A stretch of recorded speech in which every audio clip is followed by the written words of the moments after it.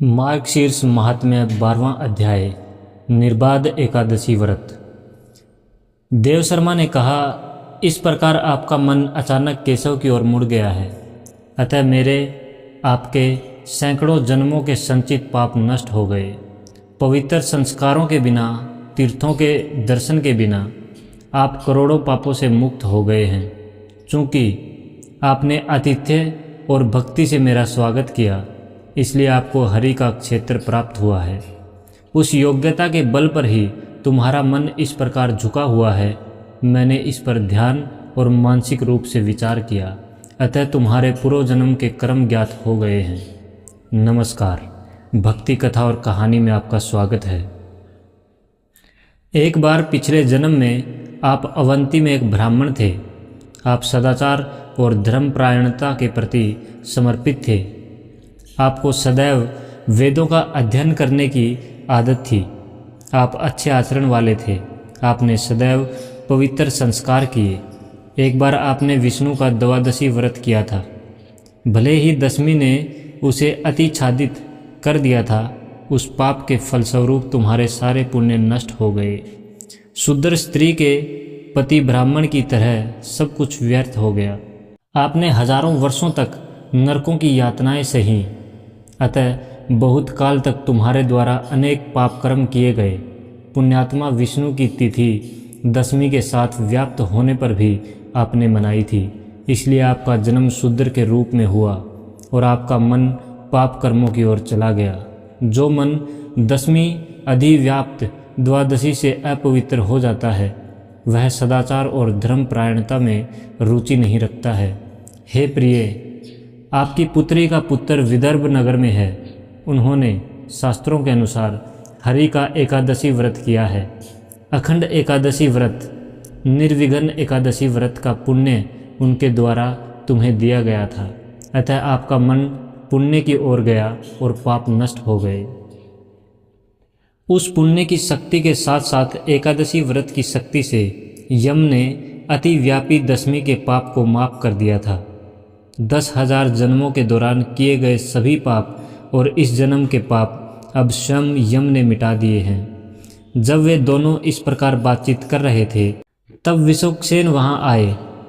हे जाति में सबसे छोटे, आपका स्वागत है।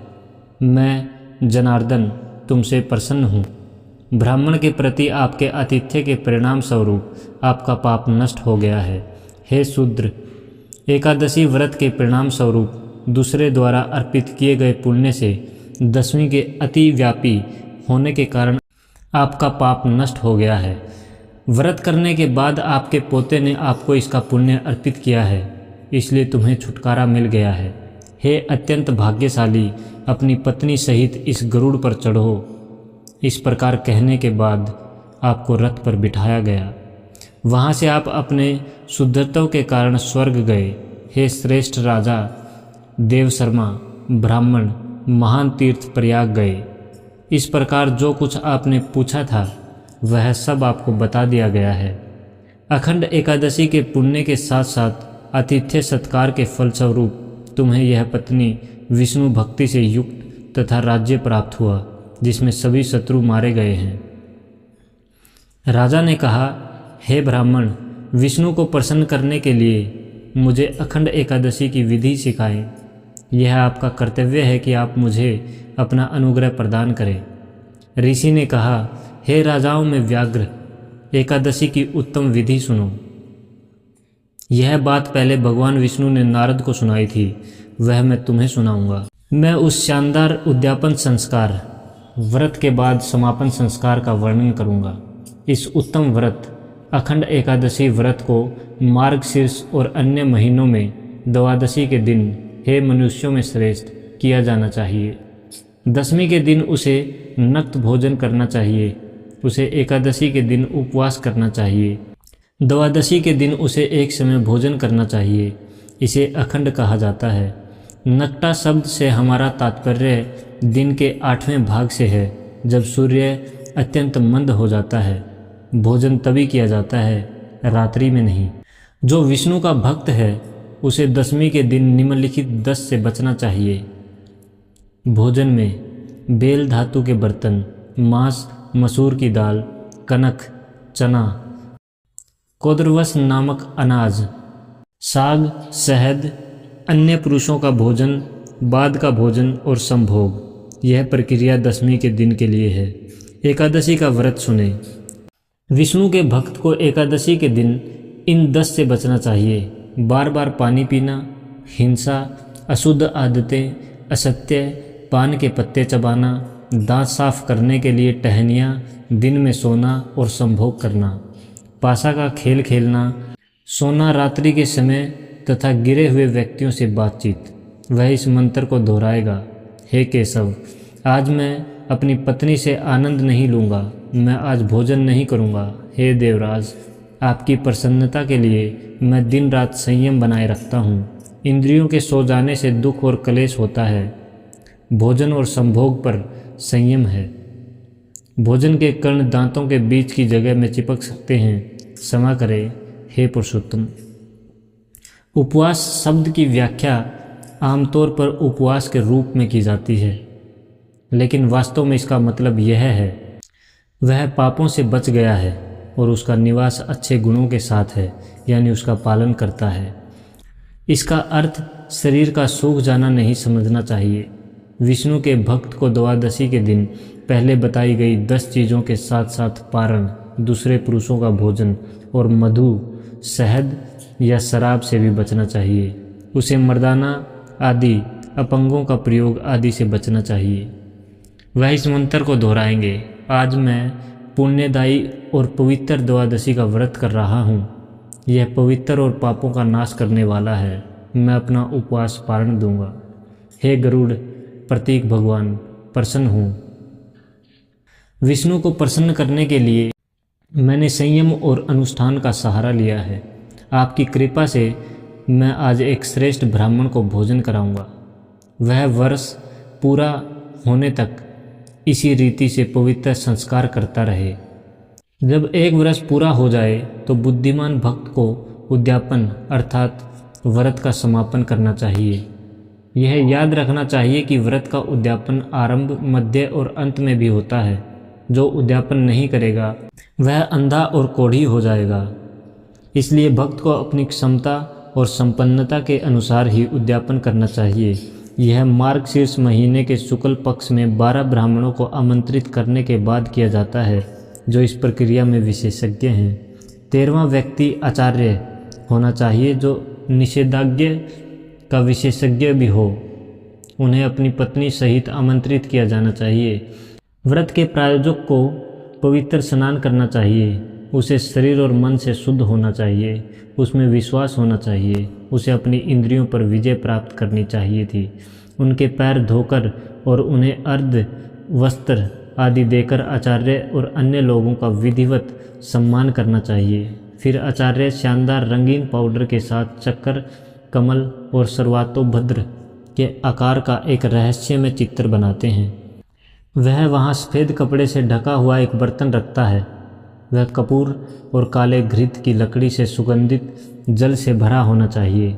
बर्तन में 5 विभिन्न प्रकार के कीमती पत्थर और 5 कोमल अंकुर डाले जाते हैं। तांबे के लोटे को लाल कपड़े से लपेटा जाता है और उसके चारों ओर फूलों की माला भी चढ़ाई जाती है। इसके बाद इसे मंडला रहस्यवादी चित्र पर रखा जाता है। इसके ऊपर लक्ष्मी नारायण की मूर्ति रखनी चाहिए।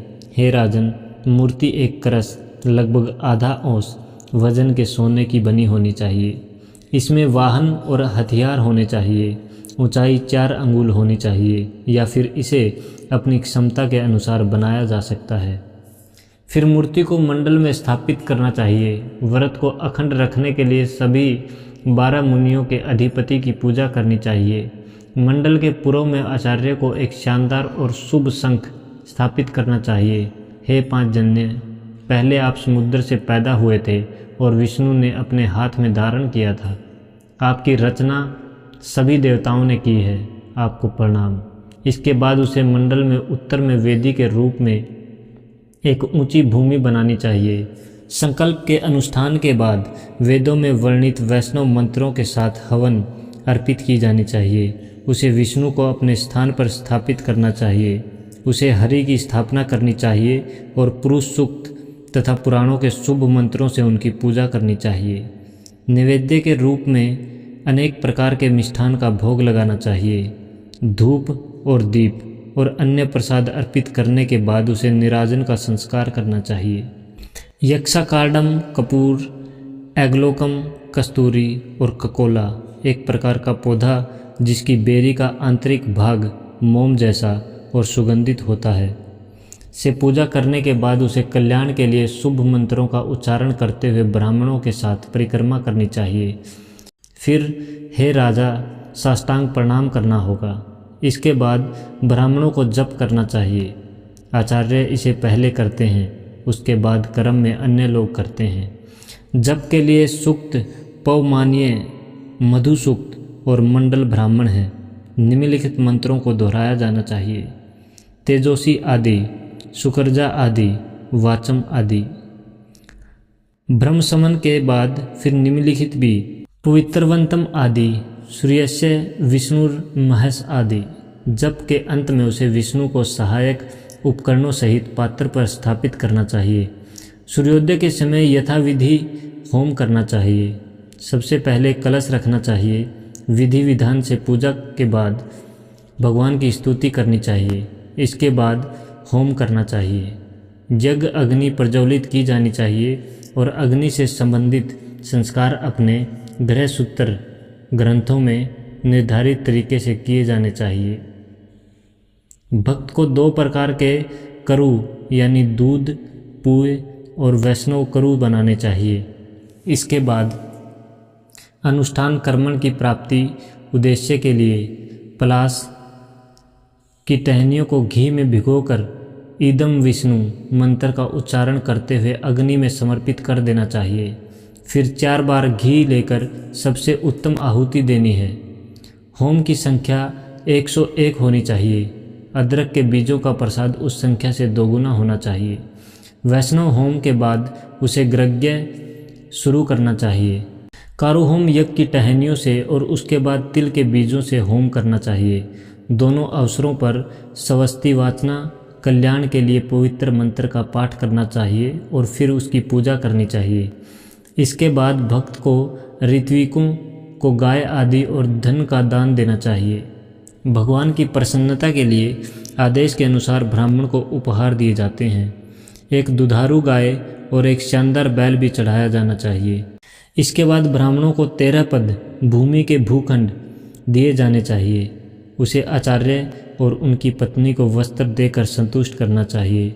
उन्हें महान उपहारों, तुला पुरुष जैसे 16 प्रकार से संतुष्ट करने के बाद उन्हें अनुयायियों को भी संतुष्ट करना चाहिए और पानी से भरे और कपड़े से लपेटे हुए 25 बर्तन समर्पित करने चाहिए।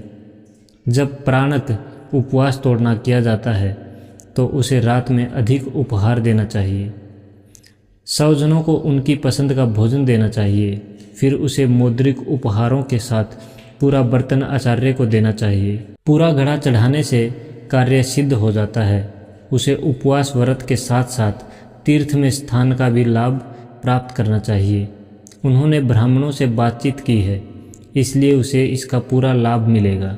यदि उसने पहले ही एकादशी व्रत कर लिया है लेकिन उसके पास घर में पर्याप्त धन नहीं है तो उद्यापन और अन्य संस्कार अपनी क्षमता के अनुसार ही करने चाहिए। इस प्रकार आपको अखंड एकादशी व्रत संपूर्ण रूप से सुनाया गया है। जय हिंद।